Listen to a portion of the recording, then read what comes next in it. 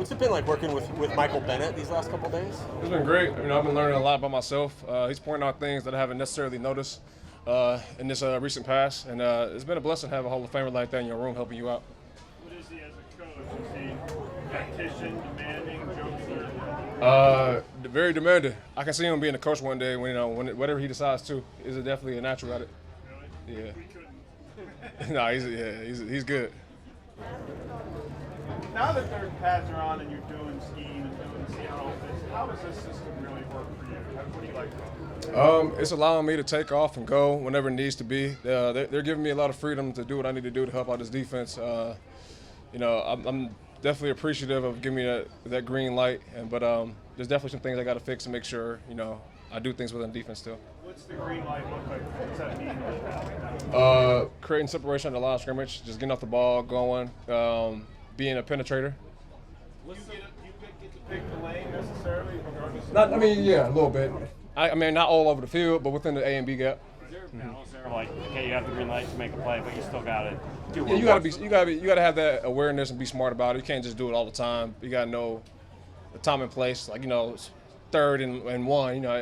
I shouldn't be rushing high up the field, but just if it's 1st and 10, I can pick my poison a little bit based on the formation. You used to talk about Michael Bennett having that same type of freedom. Is that something that you and Bennett have talked about? Yeah, a little bit. Just having the good play recognition and just being very eye disciplined. I don't know how much Stardust will play, but are you hoping you get a few snaps Thursday and kind of be feel the home crowd? And all I that? hope so. I definitely want to go out there and play a little bit. I would love to go out there and play the whole game, but that's not what they want from me right now. But I do hope I can play. In the past, what have you found as a benefit? What do you get out of preseason games? Last year, we didn't play any games, which isn't necessarily a bad thing, but it's good to get a feel. So your first game isn't like a new experience how to play the game. I played the game before, but it's good to get your feet wet a little bit. We saw you get hurt a little bit the other day, but it looks like everything's fine. Or? Yeah. It was something very minor. It hurt at the moment, but I'm okay now. What have you seen out of Mike Morris and Cam Young and Derek Hall, the rookies, kind of up front with you? They're all different. I wish I can go on a tangent about each individual player. They all do different things really well. They're definitely have promising futures if they keep doing the right thing. There's things they have to clean up as rookies. They're not perfect, but they're doing good things out there to let us know that all right, you have a chance in this league. Mike has talked about the pad, just because he's so tall, the pad level sort of a thing for him. Is that something? He's right. He's yeah. right. Yeah, that's something that we all pointed out and noticed. Yeah. Is there a trick to that? Is there a trick to that? Just not. There's no trick or magic pill. You just got to remind yourself what to do. Just kind of like with anything. Remember to get off the ball. It's like how me. I got to remind myself I'm not the heaviest D tackle, so I need to get off the ball to create penetration. Same with Mike. Mike is 6'6", 305. He got to make sure he has great length, but he has to make sure he got his pads down so he can be effective. It seems like Derek's kind of got going here a little bit the last few days. Yeah. The mock game, he showed up a little bit, he had a couple of sacks, it looked like yesterday. How have you seen him kind of progress as game's come along? His confidence he always had a little dog in him, but his confidence is growing, and his play recognition is going and going. He has a lot of work to do, though. I'm glad he's doing it on the field like he's supposed to, but I'm not gonna give him too much of a pat on the back because he has a lot of work to do. And I remember being in the same shoes where I feel like I'm doing everything and I feel like I'm on top of the world, but you don't know until you're out there. That game speed is a little different. You're obviously playing next to Jaron a lot. Just how's kind of the chemistry coming, working with each other? We're just learning off each other. Jay Reed, he doesn't get enough recognition for how smart of a player he is. He was a part of those great defenses. So whenever he took from back then, he's bringing it to now and reminding us what it takes to be a good defensive line. We asked you this when you signed, but were you aware at the time of how big of a departure your deal was for this team in terms of they hadn't really spent that much money in free agency in this regime on one player? Were you aware of how big your deal was compared to the type of deals they signed? No, I wasn't really aware. It was just kind of one of those things where it was a blessing to get, and I was kind of just thinking more so about how it affects me. I didn't realize how much it's changed the dynamic of the history of the Seahawks a little bit, and it's very humbling, and I'm very appreciative to be a part of something different. I know they don't normally do that, and I'm glad they chose me.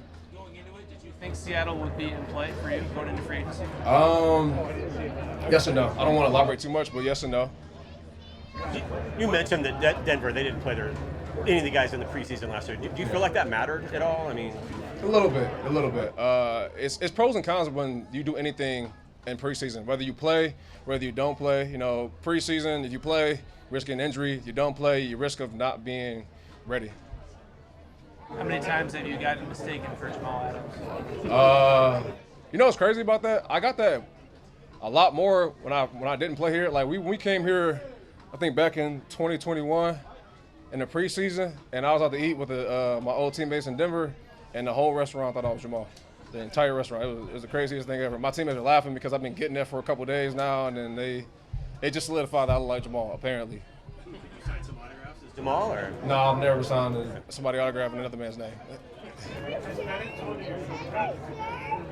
No, he hasn't told me that. I don't know how he did that. I'm not gonna take a page from his book. That's the one thing I'm not. He got that. Was that a player that you? I mean, I know people have compared you guys a little bit. Was that someone you looked at in the past and studied before you were here? Oh yeah, definitely. He was one of those past players that I've looked at because I got compared to him back when I was like younger from like teammates in Denver, saying I kind of like resemble his game style. So you know, I'd be on YouTube looking up his highlights and seeing some of his moves, and you know, obviously the main man, you know, AD and like Grady Jarrett along those lines. What's Mario Edwards brought into this team since he's kind of joined you guys? Leadership and experience. I mean, Mario is a hell of a player too.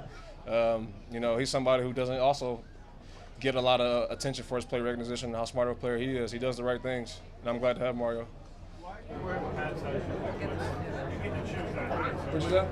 Shoulder pads. Why do you wear those size pads that you do versus smaller, bigger? What's the rationale for you? I'm actually getting a little smaller so I can get a little more range. Yeah, the ones I have right now are a little bit too big. I don't like them too big because I feel like I can't move. I feel like I'm just like restricted a little bit. So I'll probably dial them down a little bit. But it's a balance. You gotta protect yourself, but at the same time you gotta be able to move.